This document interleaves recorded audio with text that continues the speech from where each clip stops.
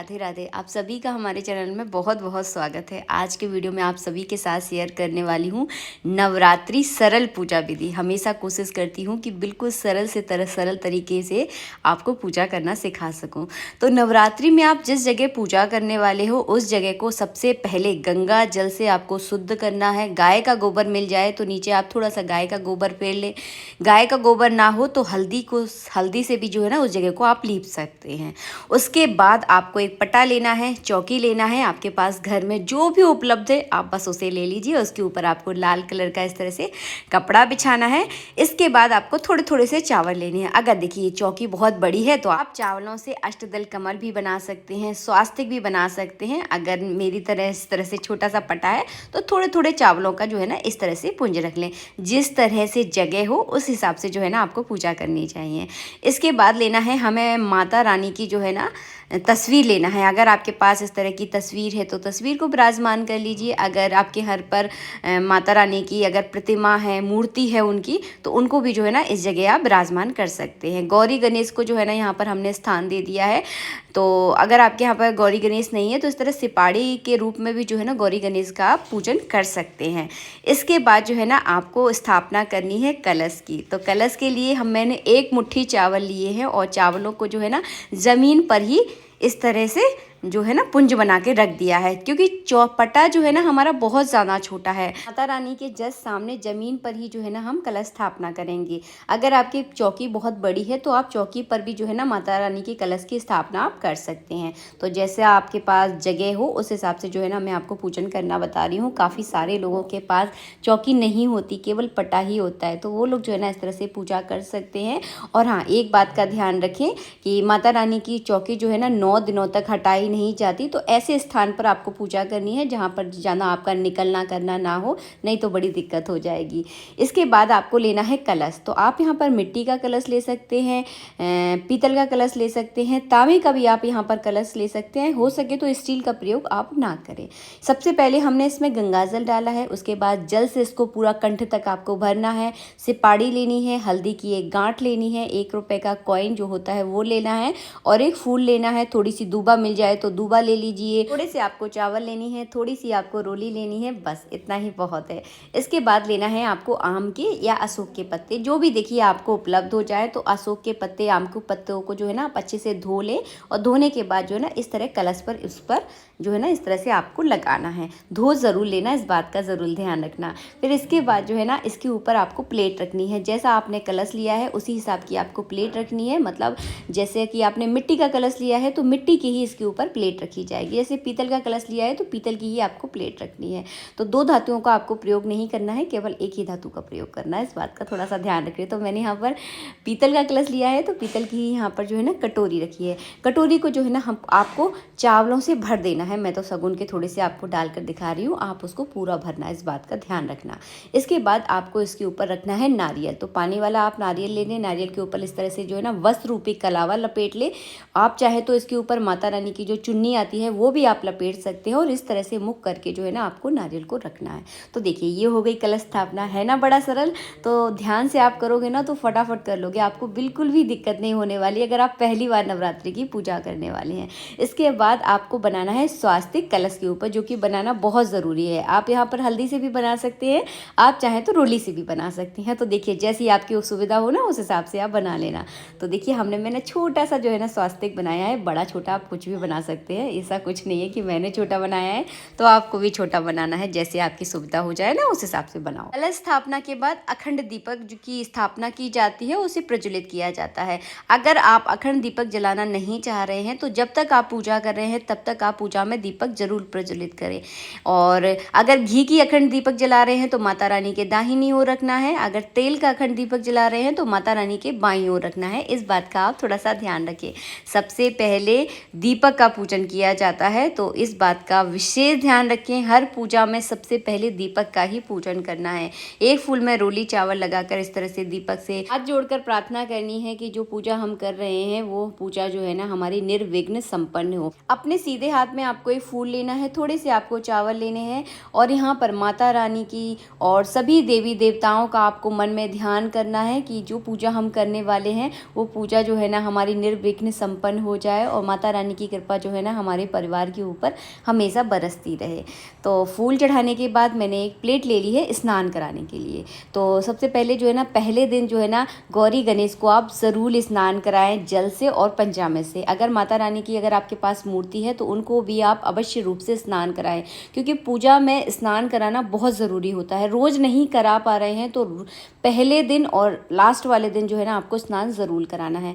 तो आप यहाँ पर कांसा या पीतल की प्लेट का प्रयोग कर सकते हैं। अगर नहीं है तो यहाँ पर मेरी तरह स्टील की प्लेट का भी जो है ना आप प्रयोग कर सकते हैं, लेकिन हो सके तो स्टील के बर्तनों का आप थोड़ा कम ही प्रयोग करें।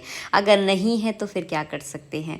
तो यहाँ पर जो है ना मैंने गौरी गणेश को विराजमान कर लिया है। सबसे पहले शुद्ध जल से जो है ना 4 बार इस तरह से मैं जल चढ़ाऊंगी और इसके बाद जो है ना आपको पंचामृत से स्नान कराना है। मैंने यहाँ पर पंचामृत से स्नान नहीं कराया है, आप ज़रूर कराएं, क्योंकि यहाँ पर तो देखिए डेमो की तरह मैं आप लोगों को वीडियो बनाकर बताती हूँ ना, इसीलिए। तो सबसे पहले जो है ना स्नान करा लीजिए। स्नान कराने के बाद अच्छे से अंग पोषण कीजिए। उसके बाद आपको गौरी गणेश का जो है ना सूक्ष्म जो है ना पूजन करना है। उसके बाद जो है ना हम कलश और माता रानी का पूजन करेंगे। तो वस्त्र रूपी कलावा चढ़ाना है, रोली चढ़ा दीजिए, चावल चढ़ा दीजिए। इस तरह से जो है ना गौरी गणेश का पूजन करने के बाद आपको कलश का पूजन करना है। कलश पर सबसे पहले शुद्ध जल चढ़ाना है, उसके बाद रोली का टीका कर दें और कलश पर आपके सभी देवी देवताओं का जो है ना पूजन हो जाता है। हमारे घर के पितरों के नाम का पूजन भी जो है ना कलश पर ही किया जाता है। आपके घर की जो कुल देवी हैं उनके नाम का पूजन भी जो है ना कलश पर ही किया जाता है। तो अपने घर की कुल देवी का पूजन आप ज़रूर करें जब भी आप नवरात्रि में माता रानी का पूजन करते हैं। तो अपने घर के देवी देवताओं का ज़रूर आपको ध्यान रखना है। तो एक फूल में रोली चावल लगाकर जो है ना अपने घर की कुल देवी के नाम का आप ज़रूर चढ़ाएं, बहुत अनिवार्य होता है। तो इस तरह से जो है ना देखिए हमने कलश का पूजन कर लिया है। उसके बाद आपको माता रानी का पूजन करना है। तो सबसे पहले हम थोड़ा सा शुद्धि के लिए जल चढ़ाएंगे। एक कपड़ा लेकर मैंने अच्छे से तस्वीर को पोंछ दिया है।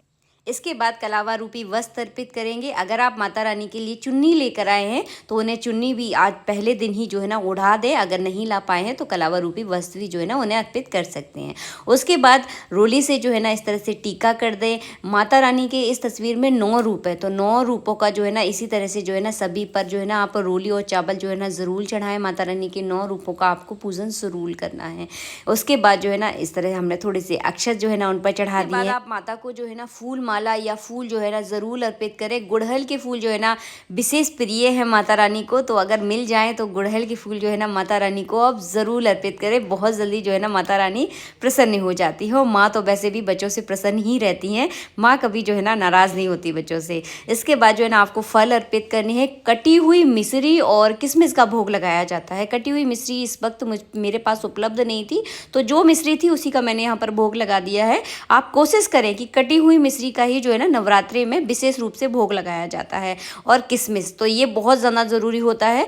बतासे और लौंग का भी जो है ना माता रानी को भोग लगाया जाता है। तो वो जो है ना हवन कुंड में यानी अग्नि में जो है ना बतासे और लौंग का जो है ना भोग लगाना अनिवार्य होता है। हो सकेगा तो हवन का वीडियो भी आप लोगों के लिए मैं ज़रूर बना दूँगी। उसके बाद जल का आचमन करवा दें। एक फूल में थोड़ी सी गुलाल, थोड़ा सा सिंदूर, थोड़ा सा अबरक, ये सारी और थोड़ी सी हल्दी, इस तरह से ये सारी चीज़ें आपको लगाकर जो है ना माता रानी पर आपको अर्पित करना है। एक बात और माता रानी के श्रृंगार में जो है ना इत्र की बहुत बड़ी भूमिका होती है। इत्र के बिना जो है ना माता रानी का श्रृंगार एकदम अधूरा है। तो नवरात्रि के 9 दिनों में जो है ना आपको रोज़ माता रानी को इस तरह से इत्र की मालिश आप ज़रूर करें। तो छोटी छोटी सी चीज़ें होती हैं जिनको शायद हम नहीं जानते, कभी कभी इन चीज़ों को अनदेखा भी कर देते हैं। तो ये सारे कार्य जो है ना आपको नवरात्रि में ज़रूर करना है। इसके बाद चढ़ाना है आपको श्रृंगार की सामग्री तो आपको पता ही होगी कौन कौन सी है। नहीं है तो आप इस वीडियो में देख लीजिए कि ये सारी सामग्री आपको चढ़ानी है। इसमें थोड़ी सी दक्षिणा आप ज़रूर रखें। कहीं कोई चीज़ अगर गलती से हम भूल जाते हैं ना तो दक्षिणा उसकी पूर्ति कर देती है। तो आप चाहें तो श्रृंगार का सामान पहले दिन चढ़ा सकते हैं, आप चाहें तो लास्ट वाले दिन भी जो है ना माता रानी को आप श्रृंगार ज़रूर चढ़ाएं। लास्ट में जो है ना माता दुर्गा की जो है ना आरती की जाती है। तो अगर आप हवन करते हैं, सुबह के समय करें या शाम के समय करें, तो पहले आप हवन कर दें, उसके बाद जो है ना आपको आरती करनी है। तो क्या एक मैंने यहाँ पर कपूर लिया है, कपूर में 2 लौंगे डाली हैं और लौंगे डालने के बाद उसको अच्छे से प्रज्वलित कर लिया है। इसके बाद आपको पूरे परिवार के सहित जो है ना शामिल होकर इस तरह से आरती करनी है। जब माँ हमें साथ में देखती है तो सबसे जल्दी जो है ना प्रसन्न हो जाती है। माँ के अगर 4 बच्चे हैं और चारों बच्चे अगर एक साथ बैठकर कुछ कार्य कर रहे हैं ना, तो ये दृश्य जो है ना माता के लिए बहुत ही मतलब आँखों को ठंडक देने वाला होता है। ये सारी चीज़ें जो है ना एक माँ ही समझ सकती है। तो इस तरह से पूरे परिवार के साथ देखिए पूजा कीजिए। जब भी कोई पूजा हो घर में सब लोग मिलजुल कर किया कीजिए। इससे जो है ना घर का माहौल बहुत अच्छा होता है और घर में जो है ना एक प्रसन्न वाला जो दृश्य होता है ना वो देखने के लिए मिलता है। इसके बाद जो है ना मैंने जल का अर्घ्य दे दिया है। वीडियो अच्छा लगा है तो प्लीज़ वीडियो को आप लाइक ज़रूर करें। बिल्कुल सादा सिंपल सरल तरीके से जो है ना मैंने आपको गुप्त नवरात्रि की पूजा विधि जो है ना आप लोगों के साथ शेयर की है। आषाढ़ नवरात्रि आने वाली है तो आप लोगों के लिए वीडियो बहुत ज़्यादा लाभकारी रहेगा। लास्ट में जो है ना आपको दक्षिणा ज़रूर चढ़ाएं, क्योंकि कहीं कोई अगर छोटी मोटी अगर कोई कमी पेशी रह जाती है ना तो दक्षिणा उसकी पूर्ति कर देती है। इसके बाद मैंने यहाँ पर पुष्पांजलि की थी। पुष्पांजलि का मंत्र मैं आप सबके साथ बहुत पहले ही शेयर कर चुकी हूँ, आपने ज़रूर देखा होगा। तो चलिए मिलेंगे आप सबसे नेक्स्ट वीडियो में। वीडियो अच्छा लगा है तो प्लीज़ लाइक ज़रूर कर देना। राधे राधे, जय श्री राधे।